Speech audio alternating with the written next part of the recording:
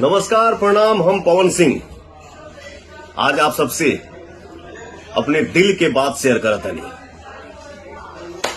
कौन कहता है आसमान में सुराख नहीं हो सकता। एक पत्थर तो तबीयत से उछालो यारो। हमारे बड़े भैया भारतीय जनता पार्टी के राष्ट्रीय प्रवक्ता और पूर्व केंद्रीय मंत्री सैयद शहनवाज हुसैन जी ने जब से बिहार के उद्योग मंत्री पद की जिम्मेदारी को संभाले हैं, तब से बिहार में उद्योग की एक अलग ही चर्चा है। बिहार में बड़े बड़े उद्योग लग रहे हैं। बिहार के बारे में निवेशकों की राय बदली है।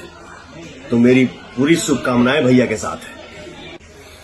हमारे मुख्यमंत्री श्री नीतीश कुमार जी के नेतृत्व में बिहार में उद्योग लगाने वालों को रेड कारपेट वेलकम मिल रहा है और मिलता रहेगा। जय बिहार, जय हिंद, जय भारत।